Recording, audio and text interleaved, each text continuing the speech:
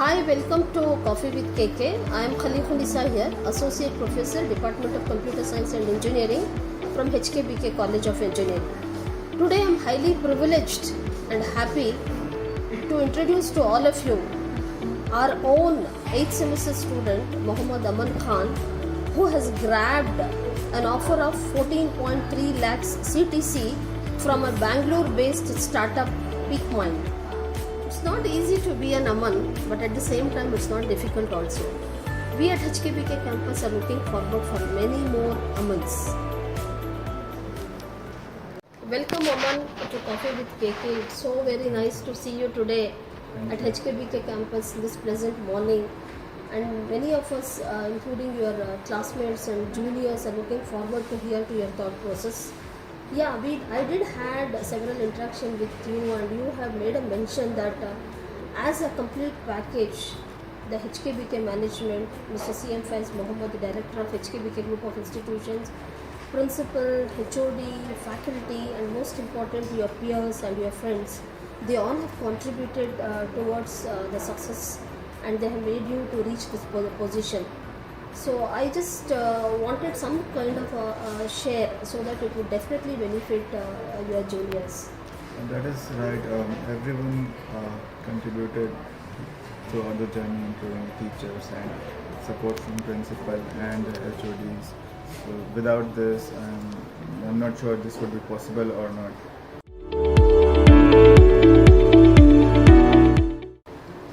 So I have some questions to you, Aman. The first question would be this. Just tell us, because everybody is eagerly waiting, when you have grabbed CTC of 14.3 lakhs, definitely it's a very encouraging number. How did this happen? What was the secret behind this? Secret is constantly putting efforts for your goals, like whatever you want to be. So just have that in mind and always work for that, just not wasting time in different things.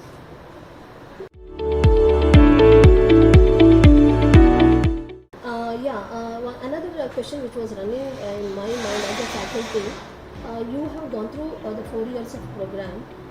Was the syllabus which was mentioned on the computer science domain was sufficient, or something else you have added to this to reach to this position?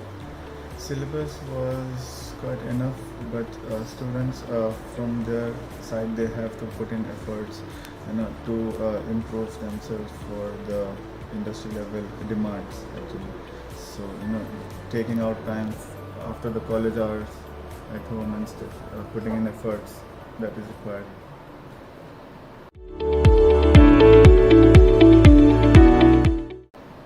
How is that you said the industry level demands? Because maybe your background has did support you a lot. You mentioned that your father is from a corporate world, so maybe you got a lot of information about what are the domains available, what are the opportunities. How does a student, average student, or maybe an above average students, how does he get to know about what are the trends which are happening in a company? No doubt faculties and the department and the entire cast and crew are giving them a lot of information, including placements and all that, but still from a student angle, how is that a student gets to know about the industry trends? Students need some external guidance for this. Actually, many do not get guidance either through their parents or college or teachers. But still, if you are interested in doing something, you must try to explore that field. You must try to gain an overview before you get into it.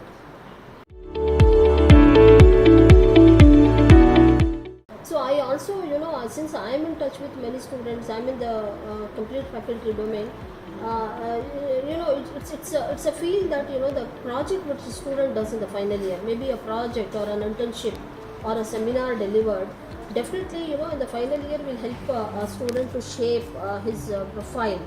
What is your say about this project, seminars and internship? What kind of domain, or how should a student go about with project, seminars and internship, so that he should have a focus or a destination that he should grab an opportunity, something like you? Regarding the internships, actually that gives us an industry experience even before we pass out from the college. So that is, I mean, very much required for everyone, and that helps a lot after we pass out. You get placements and you have a lot of experience beforehand, even when you're a student. And regarding the project, actually, people who do not have any practical experience, when they work on their final year projects, that is their actually practical experience, and that increases their knowledge. They will learn many things throughout the journey of making that project. So that is also like very helpful. So very true. I think you made it very right that the students, when they indulge in projects, I think they need to actually look into the domains. They also have to look into what exactly is available, what is required for the outside world. How is that? A student works in a college probably from 8:30 to 4:30 or 5. So I feel there's a lot of ample time left out. How is that? How did you utilize that particular time, or is it necessary that a student works only from 8:30 to 5, or something else also is needed? Some extra time is also needed for a student. Students can get time after their college hours if they are seriously interested and they have some motivation. They will surely get time. They will not find space. And first thing is the mobile what we use, that is a huge distraction for all the students. Okay. And social media plays a huge role for distracting students actually. So that they can just have a balance in their life. Okay. That is very important. For the day when you stop reducing your time, you will notice huge changes. You will notice that you have like 5-10 hours straight free in your day, and then slowly you start thinking like, what should I do in this time? Then you start doing things which you're interested in, and that will help you get time for your practical knowledge also. Yeah, I actually did hear from many students that the self-learning something, apart from the curriculum, apart from whatever seminars, certifications, value-added courses, whatever program which is done in the campus, apart from that, I get a feel that a student has to indulge a lot of self-learning. Is that really required? If required, how should a student go about self-learning? Okay. So regarding the courses and certifications, actually, what that does is they just teach you something, and they provide a written certificate which we can add it to our resumes. But for actual learning is a process in which 10% is just the courses and certifications, what else. That 90% is you practically doing stuff. Okay, that is a major part of your learning. You will learn many things when you get your hands dirty, when you start doing stuff yourself. So, and for self-learning, actually, we must adapt to self-learning, because we will always not have someone to be there with us for teaching or clearing our doubts. So we must give them time. We must adjust our mentality so that we can learn things faster and without the help of anyone else. We can start from books. Actually, books are a very good resource. I prefer books over video lectures and courses, because video lectures, once you finish, and then people are not in a mood to go back and see. Books, we can keep it forever. If you are stuck somewhere, you can just go back and read it again. So self-learning is important, but only doing courses and certifications is not. We must have we must do stuff practically.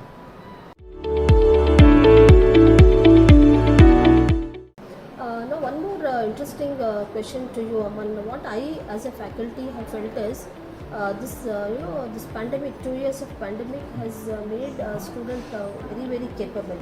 Because when I spoke to many students, they said they did a lot of homework on their own, and then they did a lot of learning, and be it in the form of projects, many projects, or internships, and they did a lot of training, and many of them got into the job also. They were working as part-time jobs and all that. So there also, as you said that students should know how to utilize the time. Now, one more interesting point what I want to ask you is how should a student manage his time apart from his academic, because academic itself has a lot of pressure. Apart from that, how should when should he study and how should he manage the time?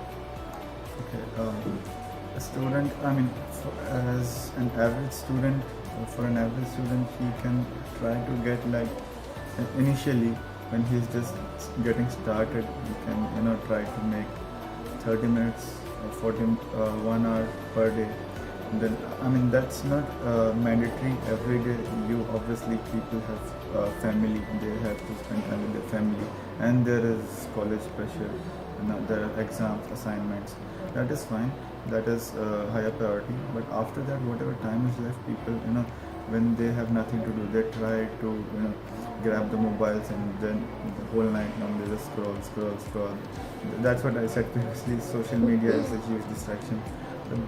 People have to think on that. I mean, they are not realizing they're wasting like 4 or 5 hours per day on their mobiles. They are not realizing, and later they complain that we are not getting time, we are not getting time.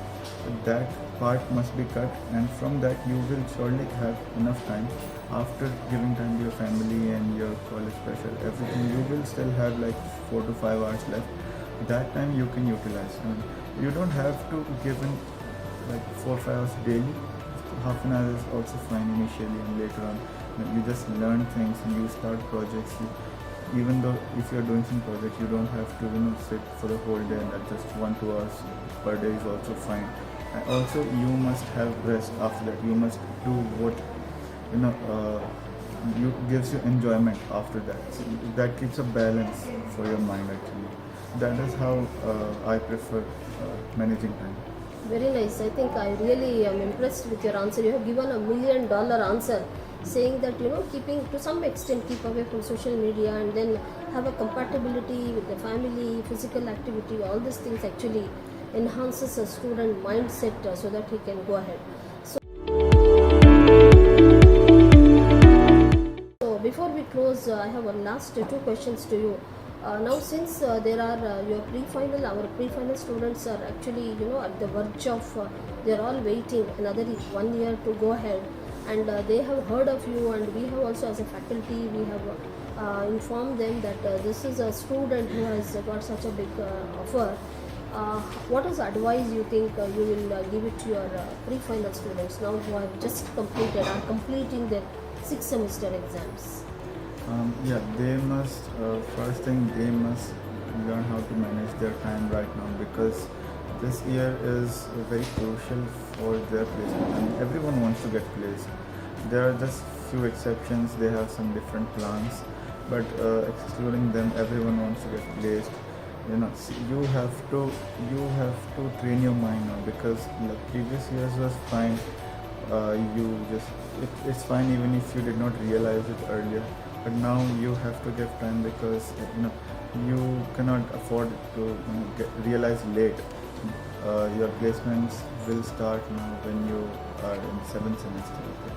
So when you start getting emails and updates for jobs, that is not the right time for you to sit down and start studying. You have to train yourself before, like 2-3 months beforehand, that you are confident enough. Even if you start training yourself when your placement start, your confidence level will be very less. You will not have practical experience. You will just have concepts which are taken from books or videos, whatever you see.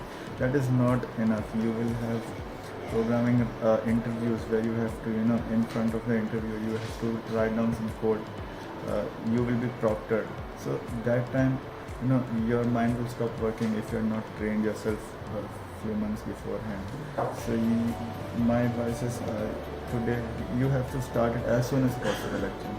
Start giving it time, like half an hour, 1 hour daily, and first thing explore what your field is and find out your interests. So I mean you must have a goal for that.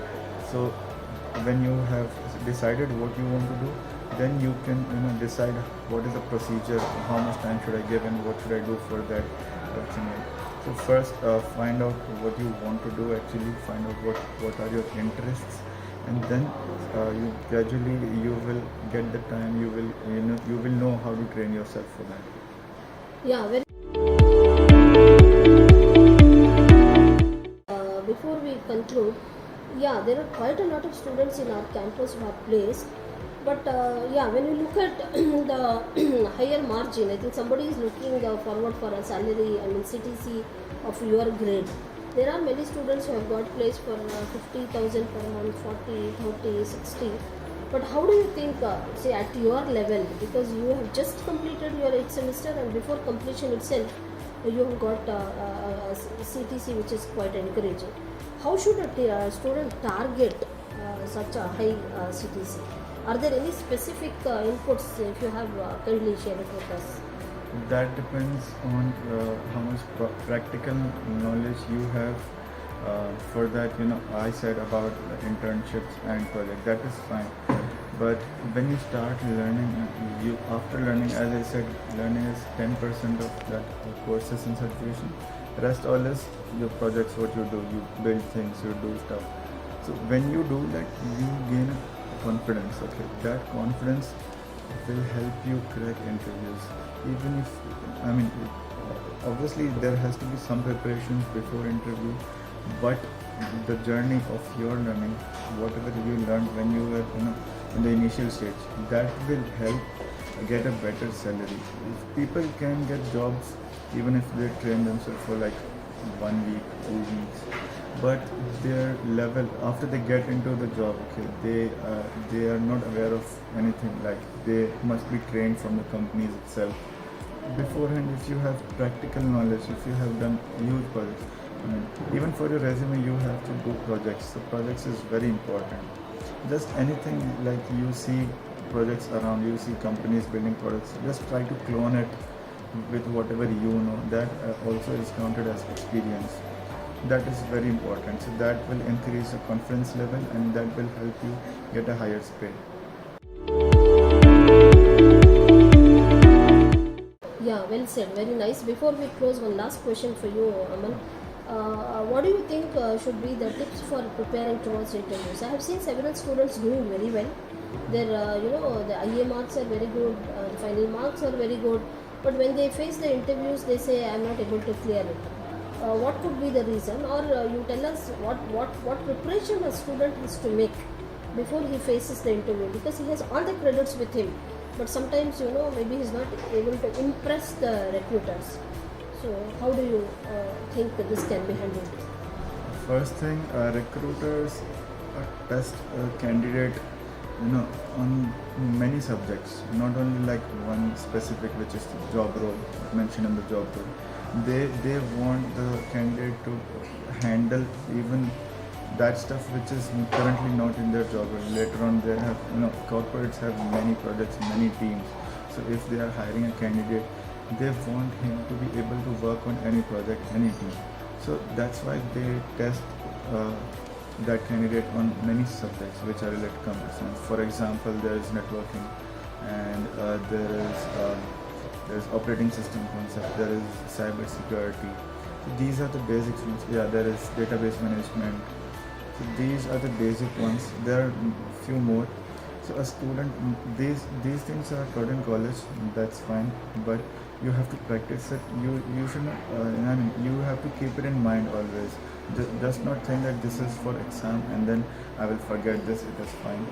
This is required for interviews, and after this, the technical knowledge, whatever is mentioned in the job role, like for example, the languages, the frameworks, the tools, that also plays an important role. So before going for the interviews, you just clear the basic concepts which were taught in the college, and after that you master one or two languages and frameworks. What that does is, even if it is not in the job role, you get a glance of how some language or framework is working. It is not dependent on whether you learn Java or whether you know Python or whatever. Everything has a similar working. So just master one thing first, and then switching on the next thing does not take long, just 1 or 2 weeks. And that's why first clear your concepts from the college and then master one language or framework. that will help in the interviews. And yes, that is most of it. Thank you so much, Man. Thank you so much for spending your time and share your thought process. I think the thought process which you have shared will definitely go in a long way to help your juniors and your classmates as well. Instead of seeking information from outside, so if our own student is sharing the thought process, I think it's really helpful. So with this, I personally thank our director, CM Faz Mohammed, for giving such a nice ambience and then academic facilities, non-academic facilities, and for creating an opportunity for somebody like you. There have been many students who have grown to a very high pinnacle with very good CTCs, and they have been doing very well, be it in corporates or in entrepreneurship or in higher studies. So along with them, the recent one, we have seen many students, and the most recent is you. So for having provided these kind of opportunities, I thank my director, and I thank the entire the cast and crew, the principal, the HODs, and my colleagues, and most important, I think the students. Many a times we as teachers, we as faculties, we have taken lots of inputs. So inputs from students, and we have learnt many things from youngsters. It was coordination between a faculty and a student. Thank you so much for being here, and probably this message will go very positively to all your juniors. Thank you so much for being with me in this event, Coffee with KK. Thank you so much. Thank you.